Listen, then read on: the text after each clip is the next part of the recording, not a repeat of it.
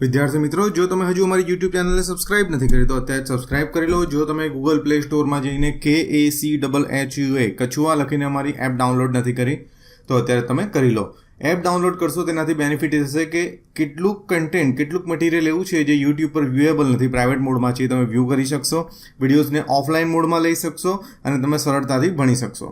1.3 metre ઊંચાઈવાળી એક છોકરીને સમક્ષિતિજ રેખાથી 91.3 મીટર ઊંચાઈ પર પવનને કારણે ગતિ કરતો એક બલૂન જોવા મળે છે. તો સૌથી પહેલાં તો આપણે 1.3 મીટર ઊંચાઈવાળી એક છોકરી બનાવી દઈએ. તો આ થઈ ગઈ 1.3 મીટર ઊંચાઈવાળી છોકરી. 91.3 મીટર જમીનથી 91.3 મીટર ઊંચાઈ પર પવનને કારણે ગતિ કરતો એક બલૂન દેખાય છે. તો આપણે માની લઈએ કે આ છોકરીને બલૂન અહીંયા દેખાય છે. અહીંયા એક એને બલૂન દેખાય છે. લેટ અસ સે ધીસ ઇઝ બલૂન. પછી શું થાય છે?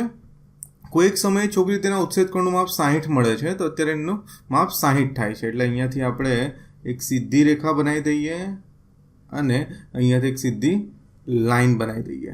હવે વિદ્યાર્થી મિત્રો, આ જે ખૂણો છે તે કેટલો કીધો આપણને? 60 છે. હવે થોડા સમય પછી તે 30 થઈ જાય છે. એટલે કે બલૂન ગતિ કરે છે, બલૂન આગળ જાય છે. તો બલૂન અહીંયાથી હવે અહીંયા આવી જાય છે અને હવે જે ખૂણો બને છે તે 30ના માપનો. એટલે અહીંયાથી આપણે ફરીથી ઉત્સેચ કોણ બનાવી દઈએ અને આ જે આપણે જેટ પ્લેન વાળો કરી રહ્યો હતો દાખલો, એના જેવો કંઈક દેખાઈ રહ્યો છે. અને આ અહીંયાથી અહીંયા આવી જાય છે. આ લાઈન આપણે લંબાવી દઈએ અને આ લાઈન આપણે કનેક્ટ કરી દઈએ. તો સિચ્યુએશન કંઈક આવી થઈ રહી છે. અને હવે જે ખૂણો બને છે, આટલો જે ખૂણો બને છે બીજા ત્રિકોણમાં, તે 30ના માપનો ખૂણો બને છે. તો આપણે બલૂને કાપેલું અંતર શોધવાનું છે. અહીંયા ઝડપ નથી શોધવાની, આગળ આપણે ઝડપ શોધી હતી. હવે વિદ્યાર્થી મિત્રો, 1.3 મીટર છોકરીની ઊંચાઈ છે, બરાબર છે. જમીનથી પસાર થતી 91.3 મીટર ઊંચાઈ પર, એટલે કે આ 91.3 મીટર ઊંચાઈ છે બલૂનની, તે જમીનથી છે, અહીંયાથી છે. અહીંયા નામ આપી દઉં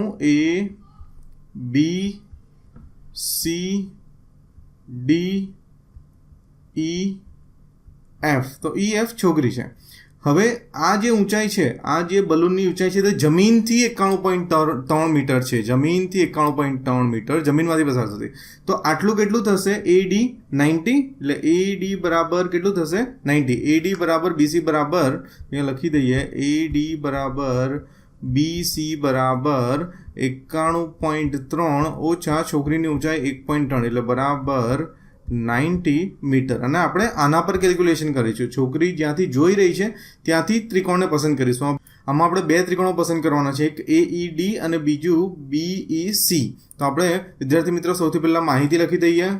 આપણે વિદ્યાર્થી મિત્રો માહિતી લખી દીધી. EF છોકરીની ઊંચાઈ છે 1.3 મીટર, A અને B બલૂન દર્શાવે છે, AED 60 છે, BEC 30 છે. હવે સૌથી પહેલાં આપણે સિલેક્ટ કરી છે ત્રિકોણ AED. તો અહીંયા આપણે લખીશું ત્રિકોણ AEDમાં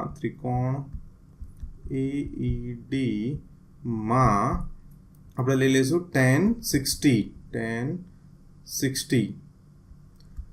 હવે અહીંયા થેટા હોય, આ ત્રિકોણ ફરીથી અહીંયા બનાવું છું, ક્લિયર સમજ પડે તેની માટે, કારણ કે આકૃતિમાં અહીંયા થોડું મિક્સઅપ થઈ ગયું છે. તો A, D અને અહીંયા E અને આ 60 છે. તો સામેની બાજુ અહીંયા થેટા હોય તો સામેની બાજુ AD, પાસેની બાજુ ED. હવે tan 60ની કિંમત, તો tan 60ની કિંમત ટેબલમાં આપણે જોઈ લઈએ. tan 60 અને tan 30ની કિંમતની વારંવાર જરૂર પડે છે, તમને યાદ હોવી જોઈએ. વર્ગમૂળમાં 3, એટલે આપણે અહીંયા લખીશું વર્ગમૂળમાં 3. ADની કિંમત આપણી પાસે નથી, એટલે tan 60ની કિંમત વર્ગમૂળમાં 3. AD, તો ADની કિંમત આપણે શોધી છે 90. તો અહીંયા લખીએ 90 મીટર અને નીચે લખીએ ED. તો શું થઈ જશે? ED આ બાજુ આવી જશે બરાબર 90ના છેદમાં વર્ગમૂળમાં 3. હવે વિદ્યાર્થી મિત્રો, છેદમાં અસમય સંખ્યા ચાલે નહીં, એટલે ઉપર જે વર્ગમૂળમાં 3થી ગુણાકાર. શું થઈ જશે? ED બરાબર 90 વર્ગમૂળમાં 3 છેદમાં 3. 3 30 90. એટલે ED બરાબર ફાઇનલ કર્યું મેં 30 વર્ગમૂળમાં 3 મીટર. હવે બીજું જે ત્રિકોણ લઈશ તે ત્રિકોણ છે BEC. એટલે હું અહીંયા અલગથી BEC બનાવી દઉં જેથી તમને સમજવામાં સરળતા રહે. BE અને C. અહીંયા જે ખૂણો છે તે 30ના માપનો છે. આ સામેની બાજુ, આ પાસેની બાજુ. તો હવે આપણે લઈશું tan 30 is equals to BC upon EC tan 30 ની કિંમત શું થશે 1/3. હવે તમને મોઢે આવવું જોઈએ. BC તો BC સેમ એઝ AD.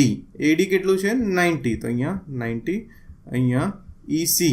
હવે વિદ્યાર્થી મિત્રો EC ને આ બાજુ લઈ જઈએ એટલે EC બરાબર 90/3.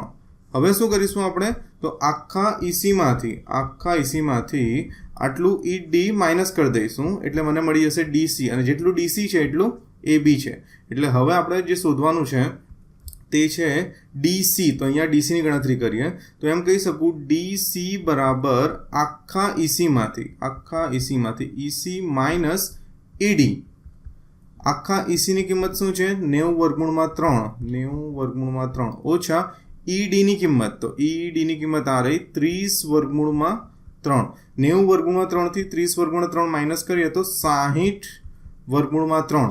હવે વિદ્યાર્થી મિત્રો √3 ની કિંમત મૂકી દઈએ એટલે શું થઈ જશે 60 ગુણ્યા 1.73.